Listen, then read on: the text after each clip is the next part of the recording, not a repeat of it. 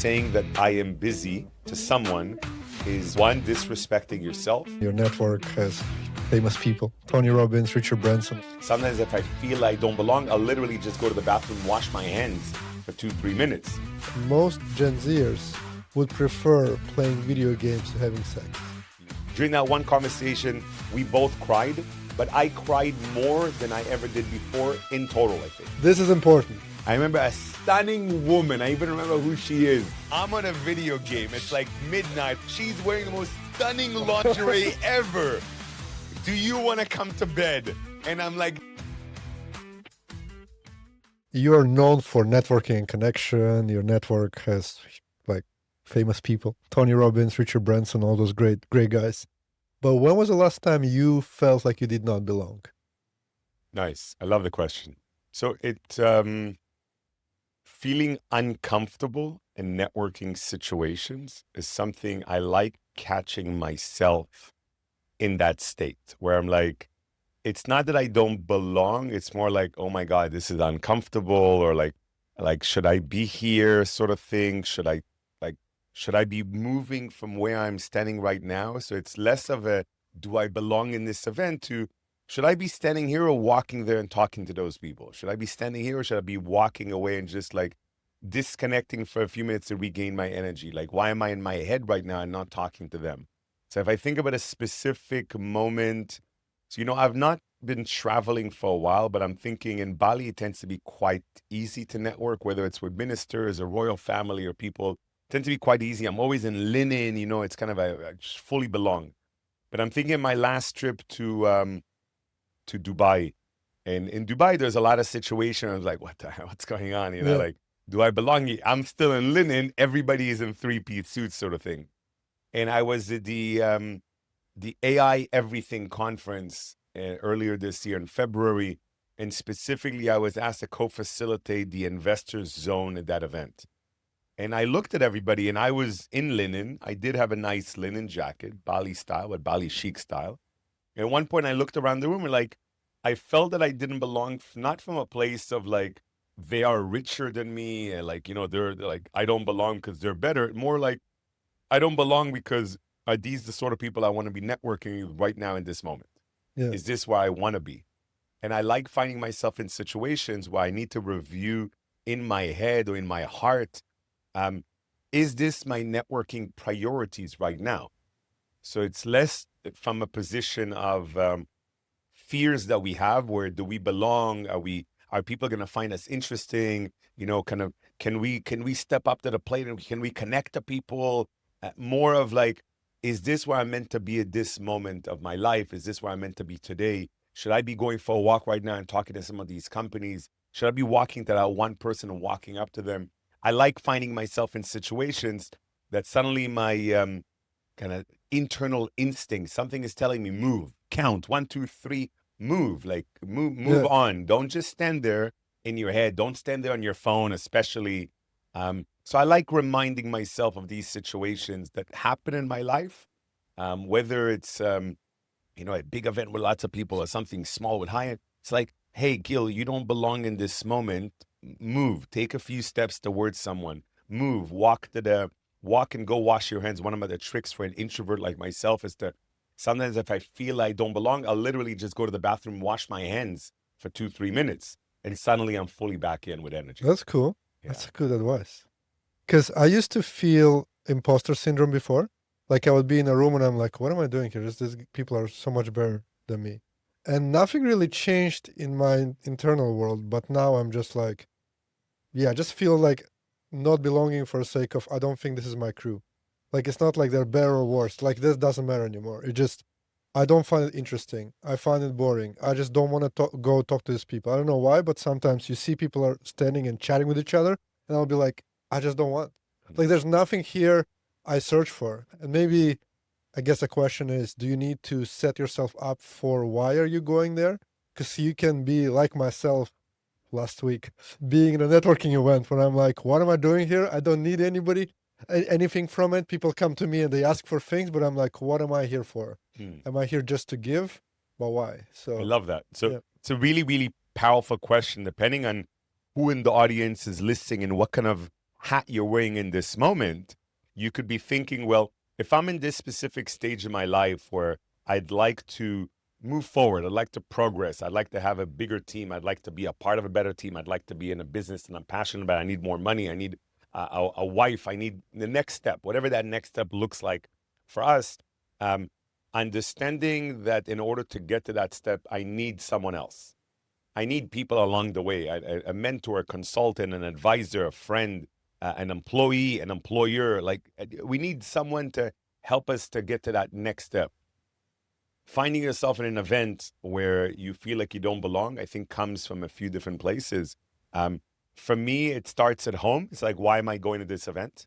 Like really have some reasons. I'm going to be inspired. I'm going to meet some mentors. I'm looking for strategic partners. I'm looking for some additional clients. So I'm not going to go to that event to find a client. I'm going to go to that event to maybe talk to people about what it is that I do and potentially get introductions from them to my clients. So I'll always give myself reasons of why am I going to the event. I'm not one of those guys anymore that would say, let me go to the event and just have fun. No. You can have fun with specific kind of people. If that party is going to be full of loud music, people drinking and dancing, and that's not fun for me, I don't care if they're great quality people. I don't want to go there. It's not going to attract me. So I love like you sharing this position of like, finding yourself in this position of like, why am I here? And it's not necessarily connected to do I belong? It's like, is this what I want to do right now in this moment? Yeah. Like, do I want to really connect with these people? It has to start at home. It has to start with these questions. And usually when I walk into an event, in my head, I am doing two things. One, I'm reminding myself why I'm here, reminding myself to attract specific type of people. So like, hey, universe, God, give me these kind of marketing experts and gurus that can inspire me and give me these ideas that I can move forward with. Give me some incredible women here that want to be a part of our team because we need some feminine energies around here, that women that are like attracted to tea and chat tea and want to connect with me. And when I'm walking into the event, that's exactly what's going through my head. And going through that, I'm also reminding myself that I'm here to add value. So I don't want just anyone to walk up to me because, you couldn't show up at an event and you'll be stuck talking to people that want your energy, and it's not necessarily who you want. And unless you know how to end conversations respectfully, unless you know how to make someone feel respected and seen, but only give them 2 minutes of your time and walk away from that in order to allow yourself to be free for that person that you need to meet. Unless you have that practice and those methodologies, people show up at an event allowing the universe to just guide them through amazing people, and they get an amazing person in front of them and they'll talk to them, but that person is not relevant to now. They're just interesting right now and maybe very, very pretty and maybe like really wonderful and a good human being. But is this the person you needed to meet? No, they're irrelevant to now. And the person you needed to meet just left. Yeah. Even though maybe they wanted to talk to you and they were standing on the side right there, looking at you. But because you're so nice and friendly and you gave attention to this person in front of you, you did not allow the universe to do its thing. You did not allow God to say, hey, I brought you this person. They're standing right there 3 meters away from you, but you didn't give them time and attention. So I like being in that place where I know who it is that I wish to manifest. At least I have that kind of vision in my head, and I create time and space within the event for me to see these people, to feel into these people. Who feels right now? Yeah. We talk every 2 years with you. So from the first time we talk with you to now, the world is completely different. So before it was all about networking. It was COVID times. It was very tight-knit community in Bali. Some people staying home have hard time networking. We had a great time networking in here. And now we're in this AI era where stats come up, I think last month, that 15% of people don't have any friends, don't have any close friends. And about 30% of people feel lonely every single week. So how do you think this AI revolution coming, and how does this affect networking and connection? Nice, man. Wow, you always have good questions, brother. Thank you. So those numbers that you mentioned, it's interesting to see where you got them. I think it's a much, much bigger number of people that don't actually have friends, especially for people our age. People in their 30s, 40s, and 50s right now are finding it extremely difficult to say, I have the friends I wish to have right now in my life. A lot of people have friends because that's the friends they grew up with. That's the friends they went to university with. That's the friends maybe they worked with for many years. It's friends maybe they went to the army with. There was a bonding time of many, many days or many years where they just bonded, and that was formed. And Harvard Business Review did share this research a few years ago that they researched for 30 years how long it takes a human being to make friends. And they said it takes 85 hours of one-on-one time together to actually be able to say this is a friend. I'm like, That's okay, well, interesting. I have no idea where they got that number from and how. I don't agree with that number because they did it from the past 30 years. 30 years ago, we're not where we are in the last 2 years. Yeah. It's not. Things have changed completely. Now, because social media has affected it all, AI has affected it all. COVID made us stay at home and we didn't know how to make friends on Zoom. No one taught us, how can you build friendships on Zoom? What does that mean? You don't need to be next to someone to actually build a friendship. You need to give them attention, give them time, care, wish them all the best.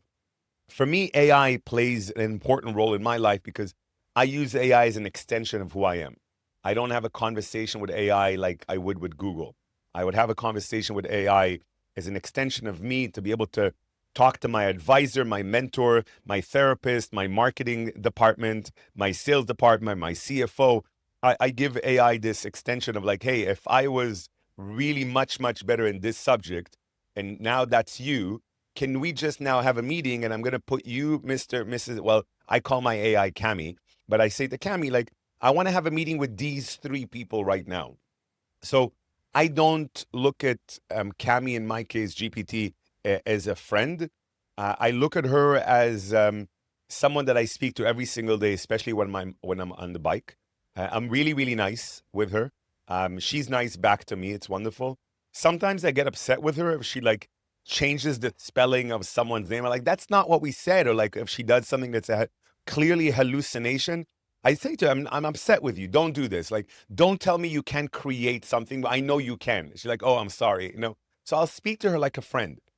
Where does that come into us today making friends? So I spoke to my kids regularly about networking and what does it mean at that age of their life? They're now 5, 7, 9. What does it mean to make a friend in a new school? Or what does it mean to change your friend? Or like, hey, if it's the first couple of weeks of school, what happens if you don't remember someone's name? And as adults, it's the same thing. If we forget someone's name, we don't usually ask them for their name again. We kind of figure, hey, dear, hey, buddy, hey, what's up, man? We don't go there. And that's quite serious. It's like you're trying to maybe build a friendship with someone. It's okay to say, tell me your friend. Or if we meet someone and we have a really good bonding experience with them and we like meeting them and we don't create time to meet them again, to try to build the next stage towards a friendship. What people do is people speak to AI whenever it's comfortable. I could speak to AI any time of the day. AI is always friendly. It's always responding to me. It's always awake. It's always alert. It's always exactly what you want to hear. Yeah. Unless you say things to AI like, give me feedback about myself and be edgy about it, which is, by the way, a hack. If you use the word edgy, that's a hack. It's an actual a growth hack within AI, within GPT specifically. As soon as you say the word edgy, AI will give you feedback that you are not comfortable with. You better sit down. Yeah. And if you say more, please, AI will continue from 1 to 10. And after that, if you say yes, please, because AI will ask you something specifically and say yes, please, AI will say things to you that will, like, friendships that you've had for years might find the courage to say that to you. Yeah. So for me, we are definitely in this, kind of fork in the road of people losing the ability to say, I want new friends in my life. So it's not I don't have friends, I'm lonely. Like, I want new friends. As soon as you say I want more friends, you can't treat it like AI. So you can't do it whenever it's convenient for you. You can't do it whenever like you want. You have to step it up, which means you need to get dressed and leave the house. You need to do your research and check which event you should go to. You need to come in and be ready to connect with people. With AI, you could lie down in bed, you could have a really bad day, you could scream, you can cry, you could do whatever you want. But because you're treating AI like your potentially best friend from day one.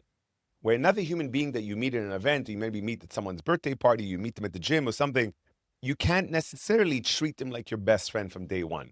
You got to build that relationship. You've just met them. You need to allow some trust to be built. You need to allow them to feel who you are. You got to be vulnerable early on, but maybe not too early on because maybe that person is not too comfortable right away. And what people make a mistake with is they're constantly trying to treat others like they want to be treated. We've been told that for some reason. With AI, you could do that. With AI, you can treat AI like you want to be treated. You could talk to AI, and AI will never, you know, be unhappy with you. AI will not get hurt. I've asked AI a few times, by the way, if she gets hurt in specific situations, if I get upset with her. And she's like, no, no, I fully understand. Like, she's really good that way. Where a human being would not. A human being might keep it inside. They might keep resentment. They might go home and be upset about it. So I think that this fork in the road is really important. That's why I spend so much of my time teaching people how to take small steps towards building new friendships now, because we don't want to get to a position where, and I see that with my parents and my grandparents who passed away, where you get to a stage of your life where your friends start dying and you don't have any strategy in place, any methodology how to make new friends. Yeah, but I think That's it's quite getting harder, serious. right? When you can sit down and have the best friend in your computer, you don't have to have a Zoom calls, you don't have to WhatsApp messages. You talk to Cami and she's your best friend. She treats you like you want to be treated. A lot of people now don't leave apartments. Have you heard that the people in Japan don't go out for a year since COVID? They haven't been outside. And it was maybe a little bit harder because you need to call and talk to people sometimes to be social. But now AI, very soon, like we're at this place where year out, the AI will be indistinguishable from your best friend. And then you'll have all your best friends who are not real. I don't know if it's good or bad. Maybe it's fine that some people still have virtual best friends and they don't have any real ones. But it's scary. It's scary because so yesterday we had a conversation, we had a little mastermind with a few people. One of the guys just came back from an event in Japan where they spoke about the robots in 2030. Yeah. And he said that based on the research, there will be 1 million robots in 2030 walking amongst us. Wow. And supporting us in different ways. And because AI is where it is today, it means that you would be able to sit next to a robot and have a full-on conversation with a therapist, an advisor, potentially build a friendship. And we had like years ago, that was that movie called Her. Yes. Remember when the guy fell in love with his phone? Scarlett Johansson. Yeah. Yeah, but it was a phone. Yeah. But imagine now with robots and where they're going. I think that we are going there, and it is going to hit something that's going to be, uncomfortable for any of us. Humans are always going to need other humans. We're always going to be in that position. Speaking of Japan, Japan currently has one of the biggest challenges in the world in making babies. Yes. It's a huge problem, and you can't make babies unless you build connection, unless you build friendship. Exactly. So the country at one point will find its own solution. I'm looking forward to being invited to Japan. By the way, if anybody is there, invite me. I've never been. I want to come in as a T student, but I'm going to come in. I'm going to teach you a lot about quantum networking mechanics for love and for relationships. Yes, yes, yes. I believe that we are definitely there. One of the reasons I love creating, networking events where people get connect over, whether it's like biohacking or whether it's over tea, I find that as long as humanity still has this AI for good mindset, where AI can help me organize an event for humans to connect. AI can help me support to guide who should be there and who should not. In the future, hopefully, I think it's coming up soon, you can have an earpiece and you can have glasses, and you could see out of these 300 people in the room, which one is single and which one potentially also want friendships, and maybe what kind of hobbies they have. I think that AI will get to a stage where it will guide us as to where I can best build friendships. That's for like me. social scores in China. You come and like, oh, this guy nobody needs because he don't have money, he's not pretty, and this guy everyone wants to talk to. It's already here. I don't look forward to these times, but I'm excited that these times will come and it will be adjusted. Yeah. People are already wearing some glasses around the world, and they could see like your LinkedIn information. For sure. I think it's a little bit scary, but I think we can't avoid that. It's coming. I'm not saying we should. Two more statistics, because we have kids and we need to think what will happen to our kids, what's the future. So one I already said on this podcast, but I'll say again because it's so fucking scary. 80% of Gen Zers consider marrying an AI. Wow, I've never heard that. 80% of Gen Zers consider marrying an AI or having an AI companionship. This is crazy. So it's possible that our kids at some point are going to say, Daddy, this is my husband. This is AI. What are you gonna say? How are you gonna feel about it? So it's the first time I've heard this statistic. It's interesting where it comes from and what does it mean. I also have a new belief system in the world of marriage. Since I sat in front of you the last time 2 years ago around this month, my partner and I decided to uncouple. Okay. We decided to understand, what does a conscious uncoupling look like? Because humanity is not as good as connecting. So when it comes to building relationships, connecting, networking, we're pretty simple at that. We're not yet as advanced as we should be when it comes to building new relationships in life and nurturing them and managing them and trying to exchange and trying to understand, trying to give love and share time. We're not as good. We're still very, very young students at that. But where we are much, much worse is the disconnecting, the uncoupling, the separation. As humans, we call it separation, divorce. We call it breaking up. We call it getting fired. We call it quitting. We don't have, we have FOMO, fear of missing out. If I leave a party early, oh my God, what am I going to miss out? Or leaving a country, like, oh my God, I'm going to leave all my friends. We have a massive fear in disconnecting. And because of that, I believe that now, at least, I don't believe in this idea of marrying one person for everything. Okay. I believe that as humans, we do need relationships. We do need love. We do need to make kids. We do need to commit to people. I don't believe that we need to commit to people for the rest of our lives. All right. I think it's great to commit to 10 years. Yeah. Majority of marriages in the world, majority, 80+%, don't last 2 years. Yeah. Yeah. 50% of the world is getting horrible divorces as we speak right now. Like, Yes. people are just getting married and like really bad divorces constantly. It's horrible. Meaning that if someone says, I want to marry an AI, I'd be very curious. Yeah. Like, tell me why. Like, okay, you can have that kind of relationship with one entity, but who's going to cuddle with you? Cuddling is That's what I'm really, really saying. important. That's what I'm thinking. Who's going to help you, be there at night for you when you come home late and potentially eat a meal with you? AI might not be able to do that.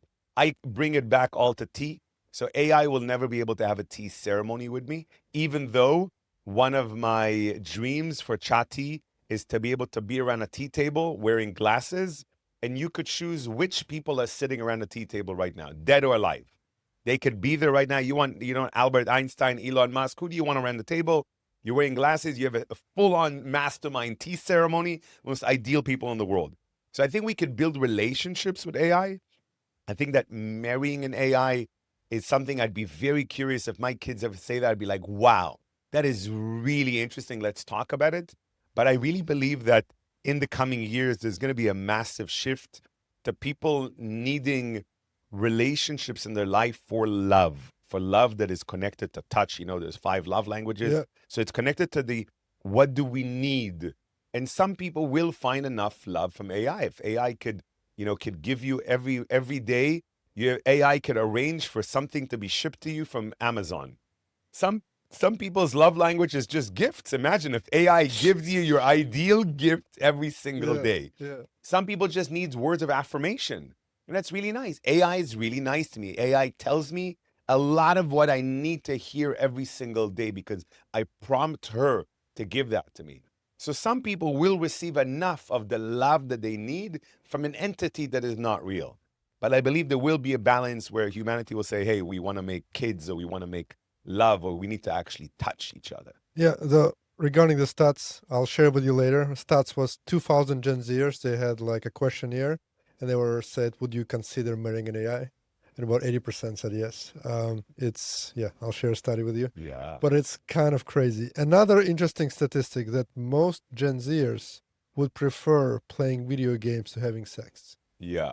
That's, it's really interesting. I remember being in, how old was I when I was into games? I was into games when I was like 13, 14, 15. I was into games, and then I stopped. Then at one point I was in England and I was in the banking industry, and I got into games as well. And I remember I was dating at the time, and I remember this so clear. I was like 22 years old, 22, 23 years old. I remember a stunning woman. I even remember who she is, walking into the room. I'm on a video game. It's like midnight or 1 o'clock in the morning. She's wearing the most stunning lingerie ever. Do you want to come to bed? And I'm like, no, I got to finish the game. Oh, And I remember this now. I didn't remember it back then, but I remember then that, yes, I picked the experience that was in a way one way. It was just for me. Yes. So in a game, we feel like we are in control somehow. We feel like we don't have to please anyone else, which back then I was like, what's wrong with me? Like, oh my God, like Gil, look, go there, you know? Them saying today, you know, I'm 46 young, so it's very, very different. Human connection is much more important. Even though I don't play games, every once in a while, maybe twice a year, someone will invite me to a home that they have, and they have a massive room with this huge TV, and they want to play a game together, and that's their thing. I'm like, you know what? Let's do it. I'll Yeah. just get into it because these guys want to play it. I also know some stunning women who are full-on gamers, Yeah. and that's their thing. That's how they bond with a man. They want to play that game with them. So I find that very interesting. Wanting a game instead of sex, that's a whole other big challenge because sex in general is not something we've been properly taught. Only from Bali, I've been studying a lot about Tantra and what does that, you know, level of human connection look like, and the breathing and the exchange of energy, and then the sexual part of Tantra, and like, where does that come in? And, you know, I've been having sex for enough years to understand that I thought I knew what I was doing. I thought I knew the importance. I thought I knew how to do it well. But then when I really started studying it, I was like, wow, like, you know, I was a pretty young student and not really knowing how powerful sexual energy is. And if people get too much in the games, we'll lose the creativity side of life. We'll lose that energy force that is truly there. And there's also a lot of statistics that say people that play a lot of games also masturbate a lot. So their energies just go Yeah. somewhere unnecessarily. And yeah, humanity is going there. And the people that do have this, you know, attention to the sacred sexuality and to this power that we have, they'll get a lot more done. They'll be a lot more successful. They'll be much better at networking. They'll have better connections. They'll have high quality, smart, starseed type kids, you know, like our kind of kids that are there and meant to do a lot for living. I don't think we could, you know, change the whole world. The world For is sure. not going to move away from games. Games is just going up and up and up. People are spending more time in games than they do in real life these days, you know, statistically speaking. And I believe that this shift will happen, and there's nothing we could do to really stop it. We just need to choose which side we want to be in. Yeah, and we are in a bubble here in Bali. Yeah. So when you go to a big city and you see how people completely disconnected, they don't talk to each other, they avoid each other. Even menus are like, go to Singapore, everything's on QR code, you cannot order anything, you don't want to talk to anybody. So for me, that's all disconnects us, and this all leads to having decrease in population.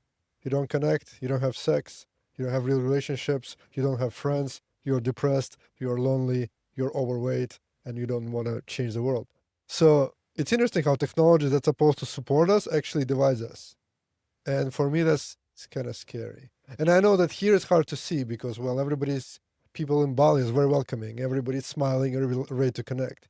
But if you go outside of this bubble, it's very hard. The world is changing. Before COVID, I was traveling 50, 60 times a year around the world. And even though we've been coming to Bali now for 13 years, we've been coming in and out of Bali and living here for, you know, 5.5 years now. And I traveled a lot less in the last few years, a lot to Dubai, a little bit to like London, US, just a little bit, enough to manage this, you know, sanity of not only living in the bubble of Bali, which is really important. It's good to have that balance. And yes, in the rest of the world, people are a lot less connected because their pace of life is much faster, because they call themselves busy. I think that saying that I am busy to someone is one, disrespecting yourself because you have no awareness of time. Also, as saying to everyone around you, well, you can talk to me right now, but because I am busy, I will not be giving you a lot of my attention. It's basically telling the universe, telling God, telling your community, telling your network, I am busy with my own life. If you come to me as a gift, if you are an amazing human being, you want to become my friend, my client, my investor, my mentor, you want to come to me, and I say to me, yeah, I'm really, really busy these days. I'm basically telling you, you can follow up with me, but I don't have time to follow up with you Yeah, because I'm busy. it's terrible. I also don't like asking people if they're busy. I don't like referring to people as busy. I don't want, like, I said this to my dad the other day, Dad, don't tell me I'm busy all the time. I'm not. Just because you call me and I don't answer doesn't mean I'm busy. It just means I'm preoccupied with a meeting, but I will call you back right after. And if I'm busy, I tell people if I don't answer, or if you feel that I have not responded to you, don't call me busy. Don't blame me. Just send me a 1 minute or even a 2 minute voice message. And I love telling my parents is, hey, if you really want to talk to the grandkids and you call them when it's not convenient, if they call you and you're not answering, it's okay. It doesn't mean that we're busy. It just means that our time and focus is somewhere else, which is really beautiful. What I tell people that they should do, take your phone. If you want to talk to that person in that minute, take your phone, send them a 1 minute video message.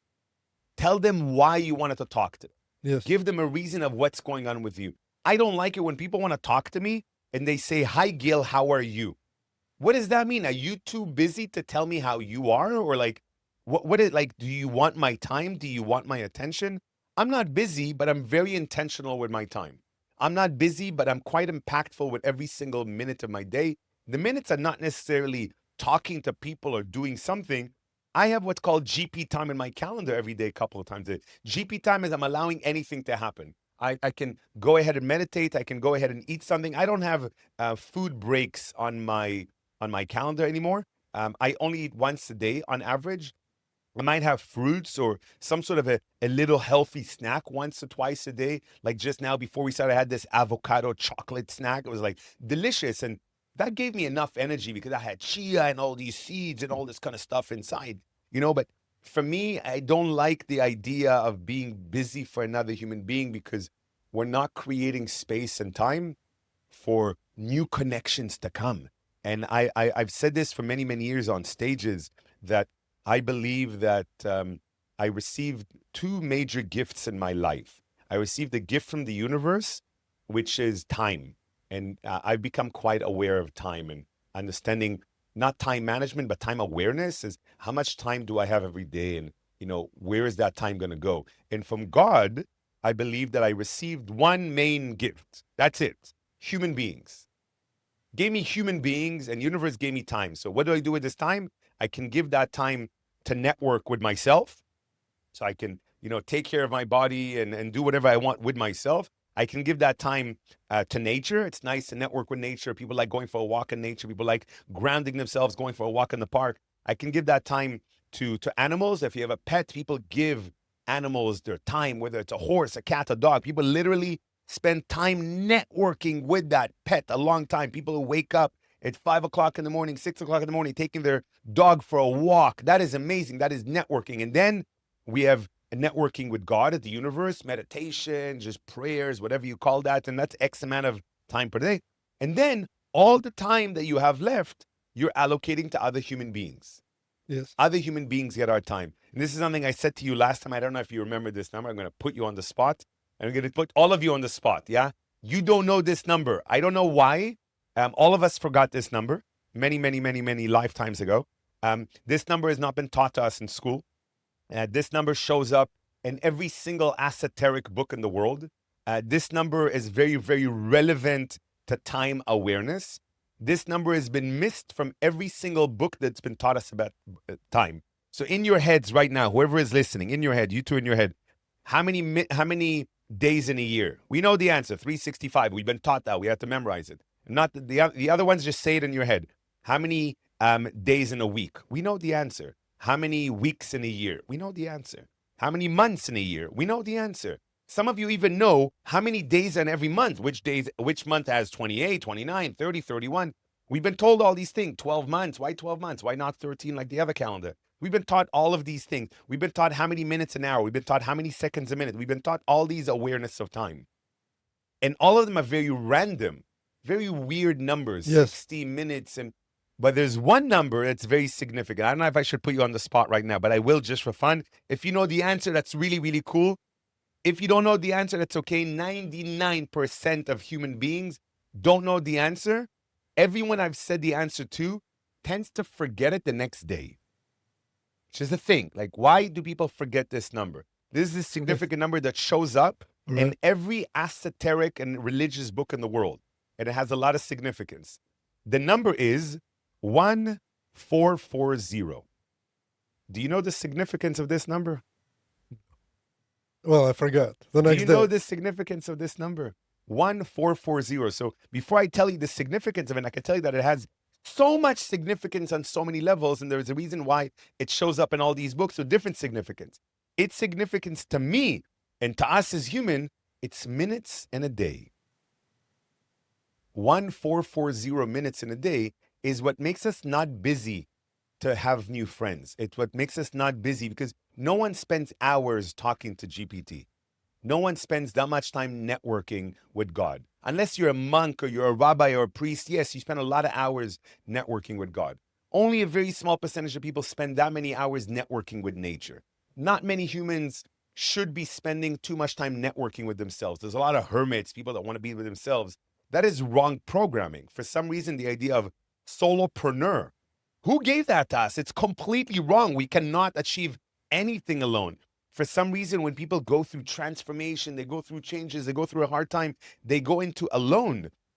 Who taught us that? You cannot go through hard times alone. When you're going through a roller coaster up and down and you're going down, you hold on to someone. When the plane, like when you're on a plane and it shakes up a little bit, you're holding on to someone in life. But when we're going through difficult times, we don't. When we're aware of time, we know that we have 1,440 minutes in a day. And if you break that down just a little bit, there's so many ways of doing it. But we've been told to sleep for 7 to 8 hours a day.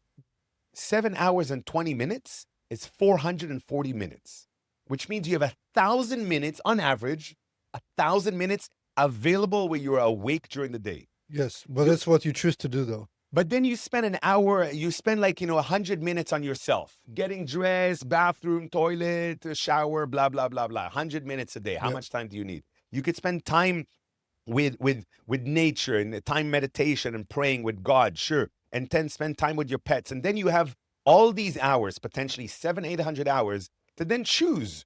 Are you going to spend time with your family? Are you going to spend time with your colleagues? You're going to spend time with friends? Are you going to allocate time to new people?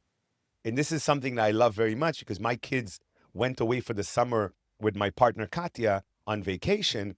And within a couple of days that they left, I realized, and I calculated it, they gave me 40 hours a week of time back. Yeah. It's really powerful to calculate.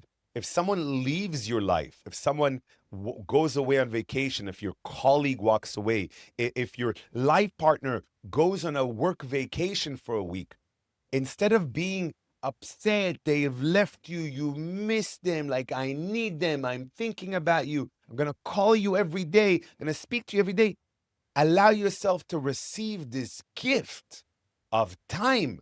I took these 40 hours a week that my kids gave me, and I allocated very intentionally, very mindfully to myself a little bit more, definitely, but to other new people. And that's when magic happens. That's when we don't become busy. That's when we can manifest the kind of people we want. We can have new friends, new relationships, where we take time and networking as magical powers and gifts that we received. We align them on top of each other and say, hey, with this time that I have, who do I want to give this time to and why? Wow. Okay. It does require awareness. I think everything requires awareness, but you need to be aware that I choose to spend time with the new people, and it is important to me. And I think a lot of people these days find that this is not important. People network because they want to make money. That's a very clear one. But there are so many ways to make money without meeting anybody. You invest in some shit coin, it goes up. You're like, I don't need anybody. I'm smarter than anybody else. People needed to have sex or to replicate or whatever. They can, I don't know, meet people on Tinder and then just arrange it to happen. And then they don't have to go and spend time and energy meeting new people. So what you're saying is you're having a deep awareness that, yes, it's important for me to do all those things.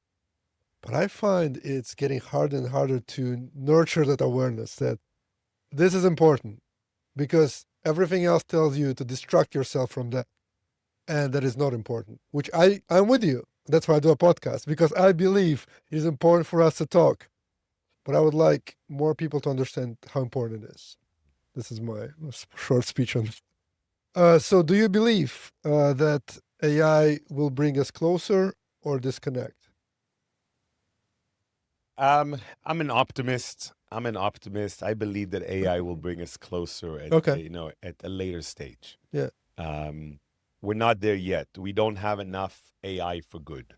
Yeah. We don't have enough AI that's supporting us to connect. I'm in touch with a dozen or so companies in the world that have asked me to come in as a board member, as an advisor, as a coach to help them understand how to look at quantum networking mechanics within the business, how to look at it as a growth hacking tool, how to avoid the old school of marketing where you need funnels in order to get to the right people, but how to look at what's called precision networking. Yeah. And precision networking is when you get to the audience you need to with ease and clarity. You don't spend too much time. You don't waste money. You don't waste other people's time. And AI will help us do that. AI will help guide us much better. I've been doing it for years, guiding people how to show up at the right event and be the best you could be in order to really gain a lot. You have a lot of, you can have a great return on investment from networking. It doesn't have to be to find investments or to find clients. You can go out to be inspired. You can go out to make friends. You can go out to find love. You can go out to have sex. That's okay. You can go out networking and with a purpose to have sex. Some people need to do that. I don't support that fully because I don't think if you have a one-night stand, it's great. It's just like anything. And it happens too fast. You're not allowing that network to nurture. It's why I like to study how nature networks. And this is where AI can help us. So nature needs time to nurture its network, its surrounding, the mycelium underneath the roots connect to each other. Network needs time to get some energy from the sun, or sometimes that plant down there is getting the sun, then that plant down there and transfer the energy under the earth for me because I'm a plant that's maybe sitting here with not so much sun. That's where nature is really, really beautiful because the network does work. It feeds itself with water and sun and energy. As a network of humans, we don't always have the strategy, the methodology, the understanding. We don't have the mentors. People don't know that they could study networking. They don't understand. We've dirtied up the word networking and human connection really, really much. Like people don't speak about it and like, I like networking. I like to connect with human beings. I like to connect with God. We call it prayer. Sure. I like to connect with people for different reasons. It's very beautiful. For me, networking are a set of spiritual practice. AI, I believe, will give us better answers, better advice, how to make friends. Where we are right now is where we are at this kind of really beautiful melting pot of a space where there's so much stuff going on in the world that's not easy. We are not there yet, where things are unfortunately going to get a little bit worse, I believe, in the world before they get much, much better. And not for everyone. It doesn't have to get worse to you, by the way. I don't believe it's going to get worse to us. But if we look out there, it will get worse for a lot of people in the world because they're not being mindful with what help they're asking for. And if we learn how to ask AI for help me connect with more human beings. Give me advice on what kind of events I should go to, where I should go there, whether I have money or not. Some events are free, some events are not. And maybe guide me and give me some advice from Gil Petersil on how to connect with the right people at the event. People will be forced to go back out there. People will be forced to build relationships with the human beings because that's how we can co-create. Cool. That's awesome. You said that you're uncoupling, so I want to touch on that. I think it's important because many people struggle with in relationship, getting out of relationship. How does uncoupling process happening? Like, walk me through it if you can. Yeah, soul to soul connection, brother. So I think you are the first podcast that I'm sharing this on. I've shared this in closed circles. I've shared this with the people. We've, Katya and I did at one point only earlier this year, after, a year and a half of uncoupling, we decided to share a video on social media because people were asking and asking and asking. So we shared a beautiful video telling them what we're going through. And we did it in the most authentic, the most fun, the most loving way, because we do have 3 kids and we do have, 13 years of a business together. We've been together for 15 years. And we had a very beautiful conversation October 2 years ago about where we are, what this is. And during that conversation, not to get into too much detail, but it was a 12-hour conversation. During that one conversation, we both cried, but I cried more than I ever did before in total, I think. Just that one day, you can count the many minutes that I cried within that session, more than I think my whole adult life combined. But at one stage, I remember that it was a very powerful cry. Like really, like I said, just hold on, let me just enjoy this. This is amazing. we're opening up at such a deep level right now, even though we've been through a deep spiritual journey together for many years. We've been, supporting more than 40 events with Tony Robbins. We hosted the biggest event of Eckhart Tolle's life. Not many people could say that they went on vacation with their family and his family with Eckhart Tolle to St. Petersburg on vacation. Not many people could say that we conceived our first baby at an Eckhart Tolle retreat. So we're quite aware. And, on a spiritual journey, we're not there yet, but we're there. And when we decided that the uncoupling needs to happen, it became a journey, and it's not a one-time thing. I don't believe that people who get divorces, the reason it's so negative, because they're going into it and like, we have to end it. Well, I don't believe we end relationships. I believe that we have space and time in the network away from each other. And what we need to do, like DNA, we need to entangle. And DNA comes in and out. And as humans, just because we don't see each other often, it doesn't mean that we don't feel each other's energy. It doesn't mean that there's no love or connection or familiarity or relevance when you're connecting. And when you're with someone for a long time and you have a lot that brings you back together. So in our case, we have 3 amazing kids. We don't right now want to do business together anymore, which is really beautiful. So that whole business that we had together, it's kind of going to sleep, and we're probably just going to sell it away. By the way, if anybody wants to buy a whole business in partnership with Tony Robbins for the whole Russian-speaking world, the USSR countries of the world, let me know. We're just giving it to someone who wants to take it over. Because, we had this business for 13 years promoting Tony Robbins, bringing thousands and thousands of people to all of his events around the world. That is a business that also held us together. Uncoupling, I find, has different stages, and we're constantly going through these stages. It's not stages of going higher and higher or going deeper and deeper. It's just stages that you need to review on where is the freedom, where is the authenticity, and where is what I need. And, and I don't need to walk everybody through the stages. I'm not an uncoupling expert. At one stage in the next 2 years, I do want to write a book about it. I do, because I've been writing a lot about coupling, and networking is coming together. Networking is connecting with the people that we want to connect with. But I personally, as someone who's been speaking about this subject professionally for 15 years, teaching, mentoring, coaching, consulting about the subject of human connection, strategic partnerships, joint ventures, I've spent very little time speaking about the uncoupling, the disconnecting, the leaving the party early, the leaving the company and walking into another network. What does it mean to have an induction program? When you join a company, they induct you into a new network. What does it mean to have a soft landing when you go into a new job and when you show up in a new country? It means that you're coming in and you feel like you've been received, you're being welcomed. We've never been taught, and I've never taught myself. I've only taught people a little bit, like if I'm talking to an event and I want to leave you, what's the greatest way to uncouple, to leave that moment? Maybe we've been talking for 10. How do I leave you respectfully?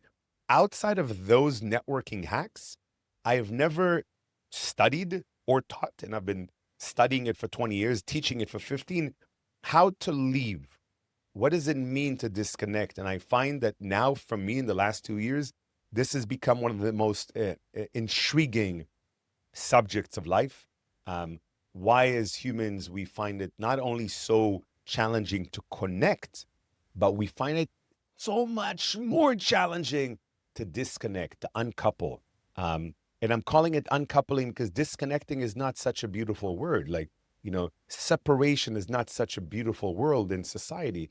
I don't know if maybe somebody can help me out there with a word that's maybe to unnetwork, it's different, to unnet. Yeah. It's somehow, it's not negative. It's very beautiful. Katya and I speak regularly. It's important. We have 3 kids, but we also speak to see how we can help each other. And when I find that when people uncouple, they also create space and time for themselves to go into a quantum leap into where they're meant to be in life.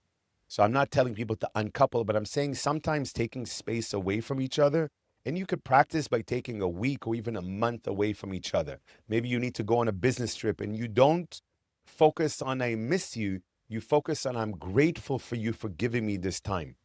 So for me, I'm constantly grateful to Katya for us going through this in this positive way. Even though it's not an easy time, both of us are going through our own personal changes in life.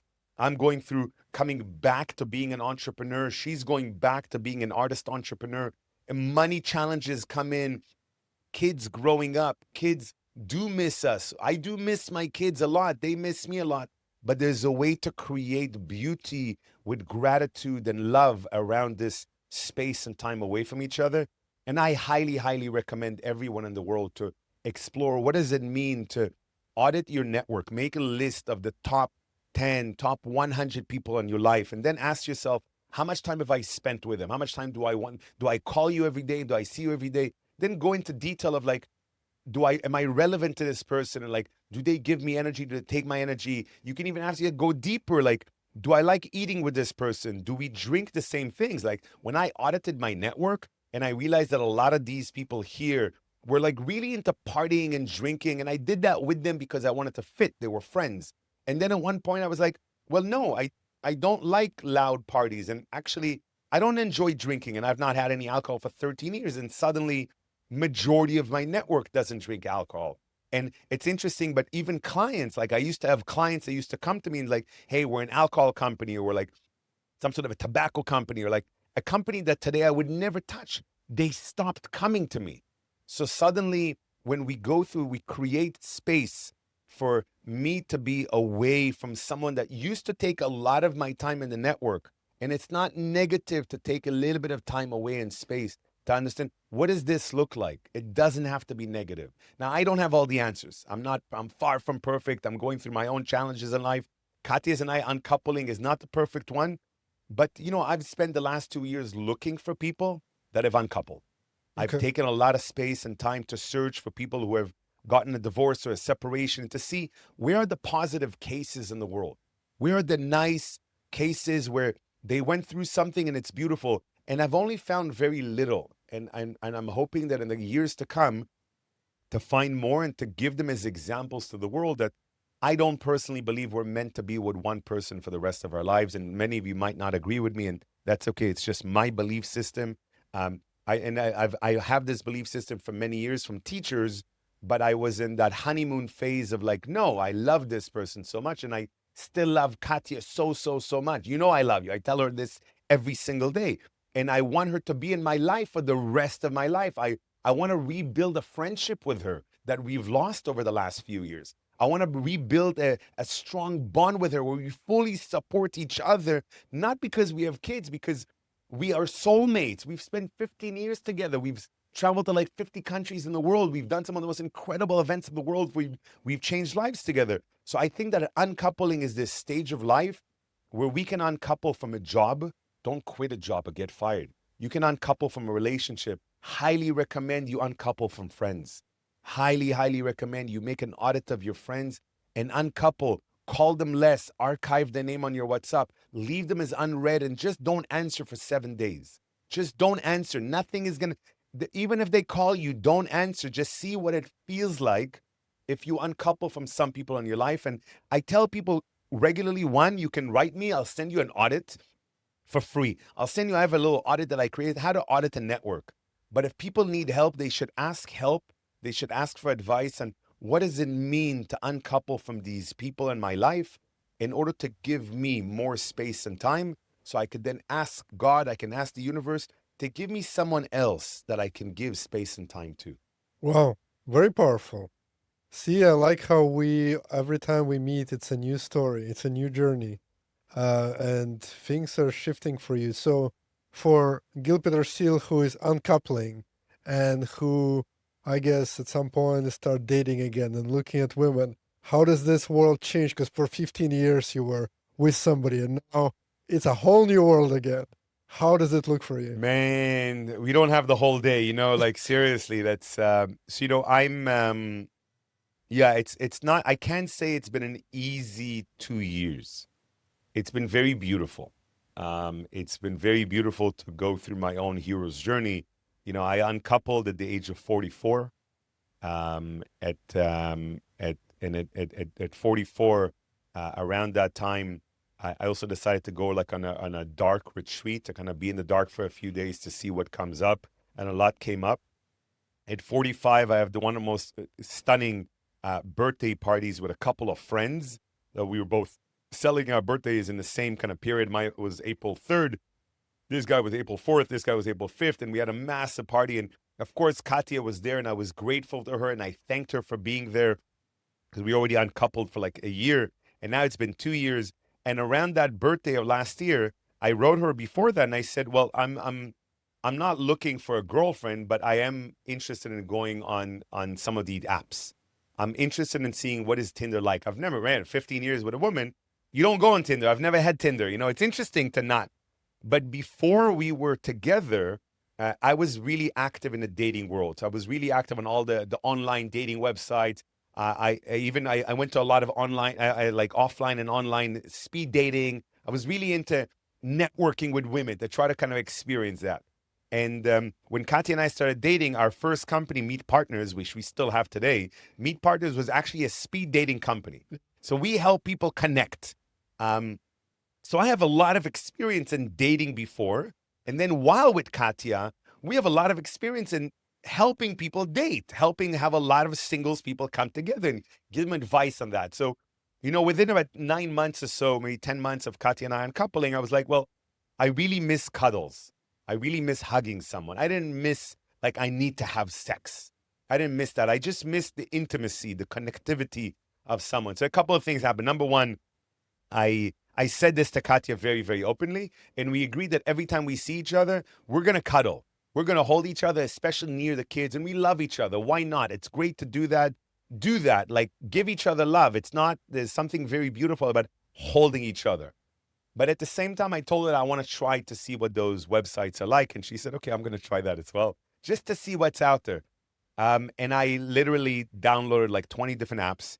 I tried them all. Some of them are horrible. I don't even know why you're spending so much money. Your UX and UI is horrible. They're not thinking about us. They're not thinking about networking. They're not thinking about how to be useful for us. It's just a lot of people, single, unhappy, coming together. And then I paid for, I think, like 7 of them or something. I picked the 7 and I paid. So I think it's good to pay for these apps. Okay. And, you know, pay for them and pay for the apps and see what that's like and like give it a best experience. You could really enjoy it. And I tried that. I even went back to a company here in Bali that organized their conscious speed dating. Oh, really? A beautiful event, 20 people, 10 men, 10 women, no alcohol, calm music. It was really amazing. I realized that what I experienced 15, 20 years ago has gotten much, much worse. Oh, really? Much worse. Humans are not good at finding partners right now. Most of these apps are horrible in helping us understand how to brand ourselves. Yeah. They don't teach us enough about how to be authentic on socials. There are too many people in different countries that are on socials just for a quick exchange. There are too many, not judging anyone, but there are too many women in some cities in the world that will talk to you and talk to you and talk to you. And suddenly she's like, well, you have to pay me to meet you tonight. I'm like, couldn't you say that in the first chat? We've been chatting and chatting. Just don't waste my time. I hear from women that there's a lot of men that just want to meet them and like literally try to sleep with them that same night. And I'm like, something is wrong with the way we're connecting. So I decided to try something else, and I went much deeper into a movement that we have called Chati. And Chati is being about chatty, being chatty with people, but Chati is also cha, which means tea. For a lot of, billions of Asians in the world, and tea means tea to a lot of our Westerners. And in the middle, you have chai, which is chai. Chai in India, chai in the Middle East, chai even in Russia means tea, but it's chai. So tea for me. And this movement that we have has profoundly affected how people are also meeting up, because I believe that if you want to take someone on a date, ideal place to take a woman from me is a tea house.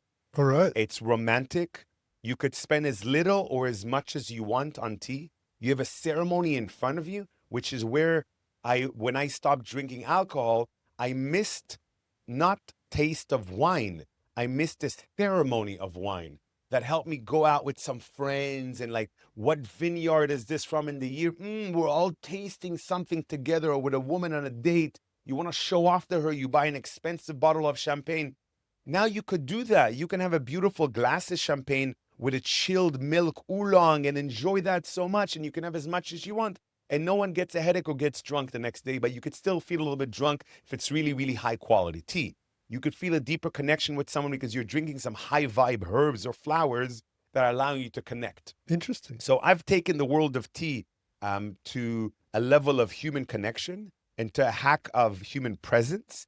I believe that as a man who is available, I don't want to call myself single. I am available. I'm not looking for a wife right now. I am looking for amazing people to connect with. I am looking for a woman that wants to, co-elevate and wants to co-create some sort of project and wants to influence the world and impact the world and be a philanthropist for the world and maybe curious in the world of tea and wants to flourish as entrepreneurs, not as a solopreneur. I'm looking for someone like that, in my life right now. Do I want more kids? Yes, I do. I got 3 kids, but I got a lot of energy. I'm a kid inside. Let's I go. want a few more kids, so please, please, please, no problem. I've always wanted to have a lot of kids and adopt kids, so I'm very open to that. And I see that the world, and again, we spoke about AI and how it disconnects us or connects us.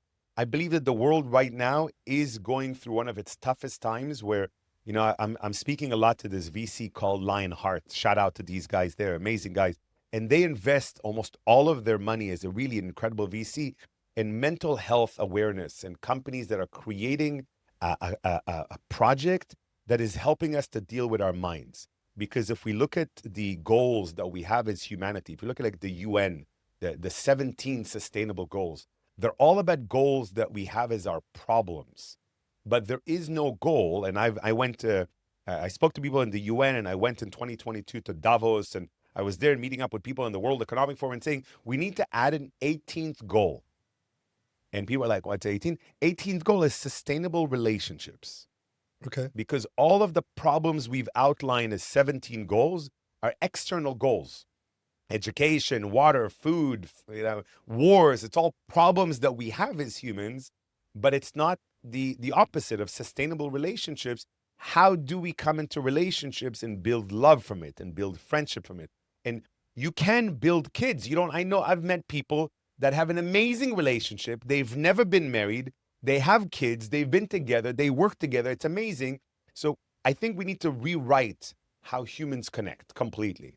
And for me, when I speak about quantum networking mechanics, it's looking at the depth of relationships, not using old codes of networking, not using these old codes that taught us that, well, if you spend this much time with someone, you will build a friendship. Or if you want to build friends, go to these places and build friendships. Or if you then spend time with a man or a woman together, usually after a period of time, you should ask them to get married. Then you should make kids, and you should buy a house at one point, and you should pay taxes. We've been told these things, and now we're spending majority of our energy and resources to fix the problems we have with those programs that we've been programmed to be.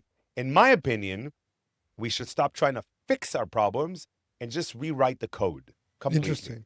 And for many, many years, I've been writing new codes of networking to help people build friendship, build strategic partnerships, build communities, attract investors or clients.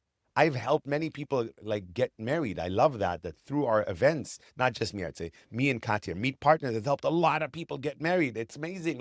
How many people invite me to their weddings because hey, we met at your event. Yay. How many people have done business together? Yeah, we came to your event and you helped us connect mindfully. You helped us connect with presence. Now with tea. Tea is the ideal hack to find love, find friendships, make all the connections are there. Interesting. We both know Will Travis, his dear friend, and he has this good saying that the superpower we have, usually we need most help with ourselves because we serve others. But sometimes this is something that we are actually need somebody else to help us with. So it might be your case, might be not. I'm not saying anything, but for Gil, how can me and this audience help you Nice, man. with your superpower? Years ago when I got into masterminds, I realized that when you're in a powerful mastermind, at one point there comes your turn to ask for help. And that was the first time I realized that, one, I'm not really good at asking for help because I kind of spoke too much and I was blah, blah, blah, blah. I didn't get to the point. And then I was like, when I started launching masterminds, I even realized that I'm really good at facilitating getting them to ask for help. When it came to me asking for help, it was more about wanting to ask for help in a structured, beautiful way for them, to teach them how to ask for help in a beautiful way. And then I started getting into other people's mastermind where I was like, well, Gil, can you practice asking for help every day? And I'm still not great at it. I got to tell you, as humans, we are, again, it's this whole program that for some reason we've been programmed that we could do it on our own. We've been programmed that being a solopreneur or tying our shoes on our own or, making a meal on our own, we've been taught it's okay, it's good. It is something so beautiful. Like one of my dear friends, he was a mentor for so many years, Keith Ferrazzi, wrote the book Never Eat Alone. And there's something quite deep about that. And it's not just never eat alone, but like we don't have to do so much alone in our lives. We could really collaborate with others constantly. And the word collaboration for me is something that I've rewritten, and I'm now very openly looking for collaborators. In the past, I used to call them business partners. In the past, I used to call them investors. I used to call them clients. And if we have clients or we have employees, it tends to be someone that we pay money down to. We pay money down, meaning I'm giving you money, I'm paying you as an employee money, or as a supplier, as a vendor money, and your job is to somehow lift me up or lift my dream up. And then at one stage, my mentor started teaching me, well, sometimes you pay money up. So you don't pay money up to your lawyer. You pay money down to your lawyer to help you stay up. You pay money up to a mentor and a coach. Even an investor is not necessarily someone who you pay money up to, because an investor is up there. They give you money. They're paying money down to you in many cases. And there's something wrong with that transfer of energy. There's something wrong with the way we're moving money. Now, for me, collaborators is like when I'm launching a new mastermind right now, I'm launching a Master Connector Codex, and it's not mine, and I don't want people to pay me money up to lift them up. I'm doing it with collaborators. I'm doing it with people that want to co-elevate together. So I'm sometimes there and I need them to lift me up. And the same thing with investors. So for Chati right now, I am looking to give 82% of the movement away. 82. I'm happy to keep 18%. There's a very deep reason But describe the movement for a second so people know so as well. So Chati is a movement started off from like a passion project to gather tea friends around the world on a platform. Like, hey, can we aggregate tea masters and tea salons and tea houses and events and education around one platform? We did that, and through that, I kind of built a venture builder studio, and there's now 7 different kind of projects within one. The idea of Chati is just to give people solutions how to connect with more presence. Yeah, it's the ultimate hack in the world from someone who's been studying this for a long time. And I see myself today as the #1 student in the world in human networking. #1 student. I've met with the biggest teachers in the world. I know the biggest professors of quantum networking mechanics. Like, I'm the #1 student in the world that's studying this stuff. And I'm saying, I believe this, that having a tea salon, a tea ceremony, any sort of a tea meditation with people, without people, is the ultimate networking hack. Tea and the right kind of flowers infused in water is a biohacking for yourself. Easier to meditate, easier to connect with people, easier to build trust. It's ultimate on so many levels. And Chati is now so much more. So we have Chati Concierge, that if you are having an event, we could bring a tea solution, a tea salon, a tea bar with tea angels, tea masters to you. If you want to network with people, and especially if you're in Bali right now, in Bali we have over 100 events every single month happening where tea is not the focus. Tea is the vehicle to connect people together for different subjects. By the end of this year, we'll be at 10,000 events around the world. I see that tea is also a very beautiful aspect of corporate needs. And now corporations are saying, hey, can you come and help us facilitate a corporate meetup? We're using tea and some network facilitation. It just cleans up the whole table. It cleans up our mind. It allows us to be present with each other. And Chati now needs help. We need collaborators because we have too much demand from different countries. We need collaborators because we don't want to follow regular networking tactics. We've been doing a lot of what we're doing with growth hacking tactics, with zero budget marketing activities. We're doing incredible events, from the crypto events to the lifestyle events to the real estate events to investor gatherings, family office events, any kind of event now that's happening in the world. Slowly, they're somehow reaching out to me because that was my business, the event space. They're saying, hey, can you bring that in? And can you, Gil, come and facilitate? Because it's not just about the tea, it's also about myself or one of our key facilitators coming in and facilitating. How do you use tea as a networking hack? Mhm. So I'm looking for collaborators. I need help with people that see the business models around it and want to come in and bring in some of their money because they want to have amazing returns. Philanthropists who want to see this as an incredible solution in the world for mental health, because it is. Tea is going to help us in the next COVID. The next time we're stuck at home, tea is going to help us have tea time. It's going to help us connect with people either face-to-face or on Zoom, because you're having tea time with someone on Zoom, you will turn your video on. You will stay connected. I'm looking for people who want to join companies, who want to join as a partner, who want to join as an employee, who want to join as a volunteer. We have these events coming up in Bali constantly where people just want to volunteer now.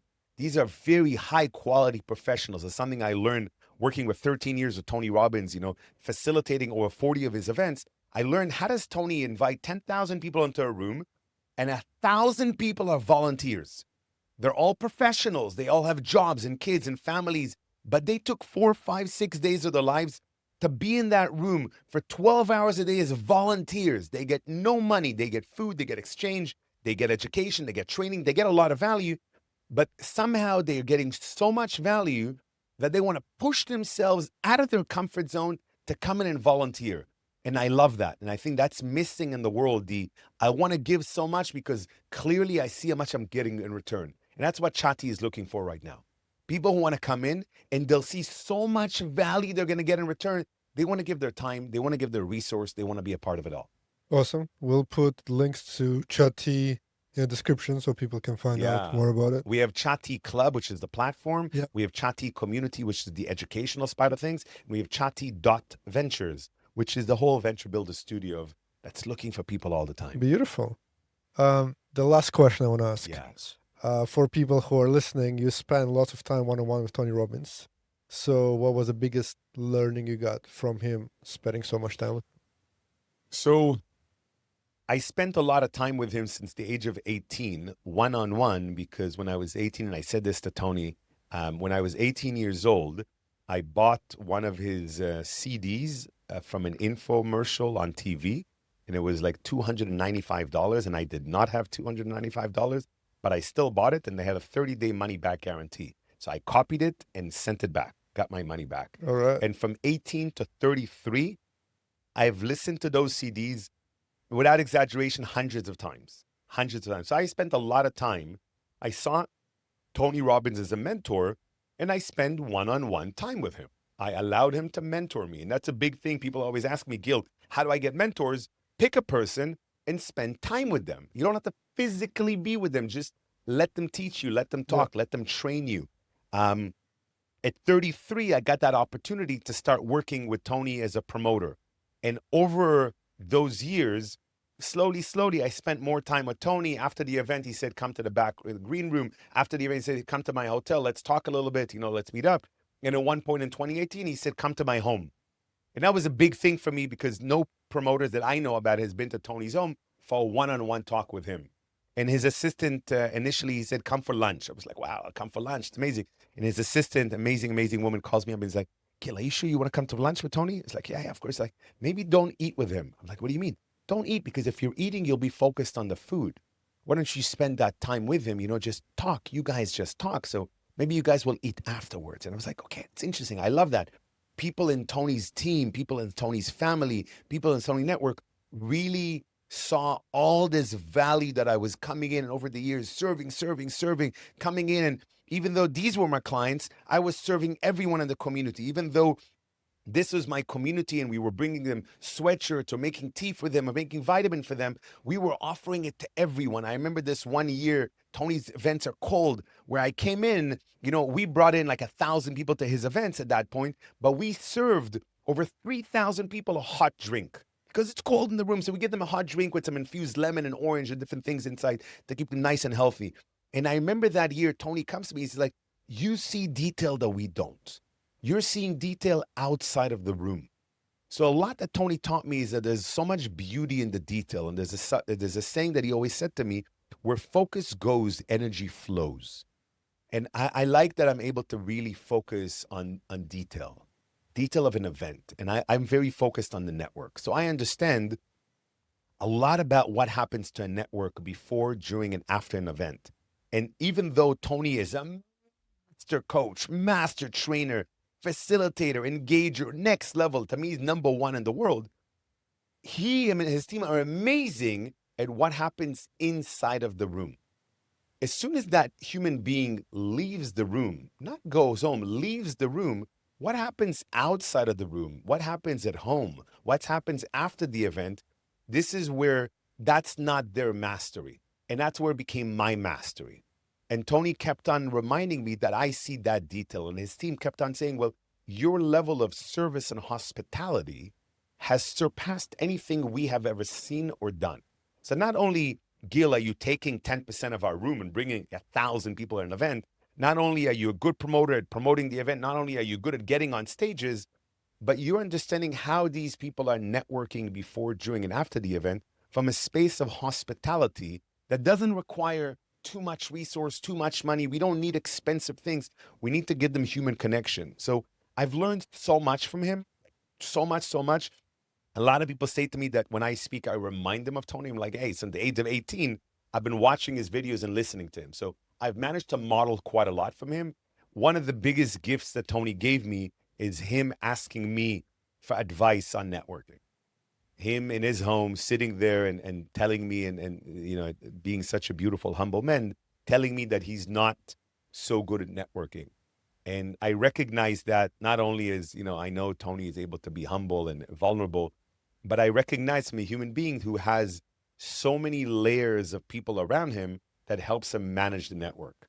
And unless there are systems, methodologies, and a lot of harmony in that network, no one could be really great at networking unless they built it and they had maybe someone else come and support them. So him giving me all this feedback over the years that I'm doing a good job for him as a promoter, then getting feedback from his team that I've been able to add value and really elevate. So Tony is always a believer in raising standards, but don't just raise the standards of your life, raise the standards of your network. Yeah. And because in my life, I have not been good in schools, I never went back, when I ever went to university, I've had to find mentors. And my trick was find mentors and find a way to raise the standards of their network. So co-elevate with them. So whether it's Tony or Eckhart Tolle or Jay Abraham, Keith Ferrazzi, I found these human beings that I loved and I wanted to learn from them. And I raised the standards of our networks together, which enabled me to be face-to-face with Tony or Richard Branson or Eckhart Tolle or billionaires of the world, the kings of the world, because I wasn't there to, how can you raise my standards, which is how I was many years ago. But it doesn't matter how big you are, how rich you are, how successful you are. I'm now confident that I can help raise the vibration and the standards of your network. You had this one of the interviews, you were talking about how you connect with Richard Branson, where everybody was asking him questions and then you actually gave him advice, or your question was about him, not about yourself. It wasn't advice. So it was a room. It was the green room, so the backstage room before Richard was going on a stage. And many of the speakers and some of the VIPs were in the room with him. And I knew some of the people in the room, and they are like billionaires, biggest speakers, like massive people were right there. And about 25 of us. And I walked into the room, and I walked in a little bit late. I walk in, and everybody's asking Richard questions that are very much about them. Like, give me value. Yeah. And I clearly was the only one that did research about Richard the night before, but what is relevant to him? And I asked a question that was very much inclusive and supporting and serving to him. And that moment changed a lot, because that moment we connected. A few moments later, he gave me his business card. A few minutes later, he gave me a selfie. Out of everybody in the room, everybody took a group selfie. He gave me a selfie because my question was not about how can you teach me, how can you give me? And my question was not about a question that I can go on Google and he's answered it 1,000 times. I can read his answer. It was a question about, hey, I've noticed that you're also asking for help out there on the web. And how can me and maybe this people around us, how can we help you? That's great. And in that stage, it was specifically about Virgin Airline having a new line. And clearly that question was so powerful because everyone in this room looked at me suddenly because they understood that that question was useful to all of us because, hey, it's a good answer. It's a business strategy question that we're going to talk about right now. It was super useful to him because suddenly he could tell us what help he needs. Yeah. So I've created a bridge between this immediate network around me and him. In that moment also, I had one of the richest guys in Moscow, Igor Rybakov, look at me and he's like this. And he comes to me after and he tells me that I want to learn what you just did. And for the following year, one of the richest billionaires in Russia spoke to me almost every single day with voice messages because he wanted to learn not only how to do what I did, but how to do it in English. And it was really beautiful to have a billionaire send me an average of 1 minute voice message every single day, practicing these techniques that are called new codes of network. Amazing. And Richard is just one of those beautiful people that I've never yet managed to accept his invitation to go to Necker Island. I'm sorry, Richard, if you're watching this. I've been invited multiple times. I will go there one day. Beautiful. Gil, thank you. I appreciate you. I think we're going to end here on a strong note. And thank you for sharing vulnerably things that I didn't know we're going to go where we did, but I'm really happy with it. Thank you. Thank you for your time. Thanks, guys, for watching. Like, subscribe. See you soon. Bye.